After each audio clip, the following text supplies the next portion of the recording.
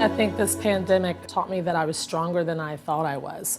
Doing a historic building was new to me, being in a multifaceted building of so many different things. We were put in front of something that was scary for all of us as a community, as a nation. And I think you just learn to appreciate things a little bit more because we don't know if we're going to be promised tomorrow. For me, it taught me that I really have to trust my instinct and follow my creativity for problem solving, because all of a sudden I couldn't let customers into my business.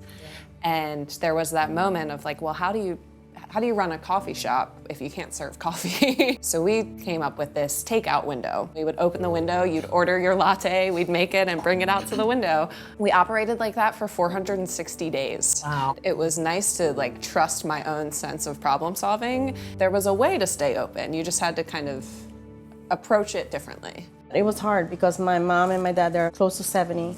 And the cook at that time, she was like 80 something. So we were like, what should we do? Should we close? Should we stay open? Like, we didn't know. It was something new for all of us. But at the same time, it brought us together. Like, okay, what are we gonna do? Then my mom started cooking and giving out food through the bag. And we stayed closed for 2 months.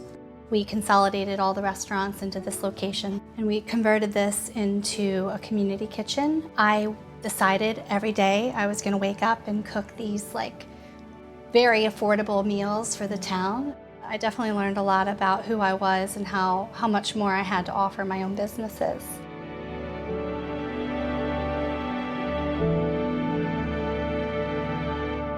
I've always led my businesses with my heart. And I think when the pandemic came, I think women really shined because their compassion was there. And I think the restaurants that were able to step in, or the individuals who stepped in, we were given back tenfold when we reopened, and something I could not have anticipated.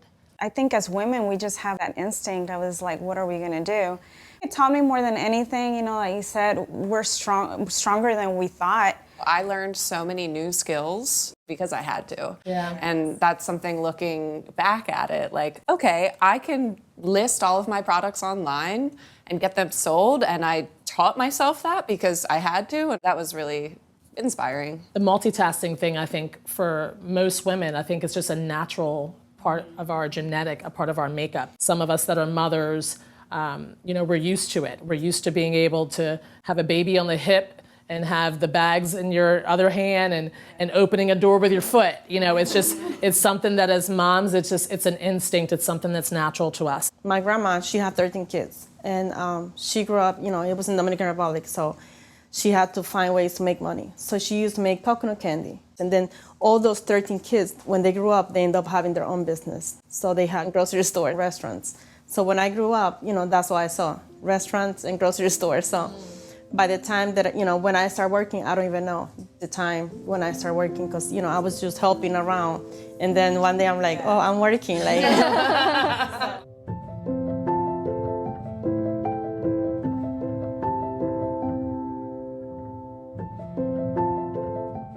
When I was growing up, it was a very male-oriented business. You wouldn't see managers that were women, you wouldn't, much less owners that were women.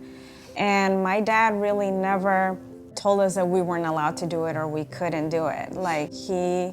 They just raised us to be strong women, and I think having a strong woman in your life is very important. I specifically gravitated to finding the next generation of women. And that doesn't necessarily mean generation being younger. For me, I have a lot of older women who are in the twilight of their careers, and they didn't think that they would be working again. And I was fortunate enough to find 3 very strong women who are in the end of their career. So for me, I'd like to see the next generation of females to understand, you don't have to not have a family if that's what you want and be in this business. You don't have to not be a caretaker, because a lot of the women who work for me in the kitchen who are chefs, they are chefs. Yeah. It's really hard for me to hear how many times they were passed over for being a woman of a certain age. So for me, it's representing the next generation necessarily being the decade and not the age.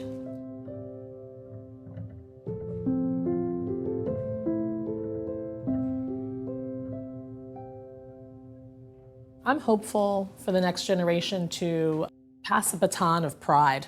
Be proud of who you are. Be proud of the decision that you make to be in this business. Be proud of the type of service that you're giving to the community and to your guests and to everyone that steps a foot in your door.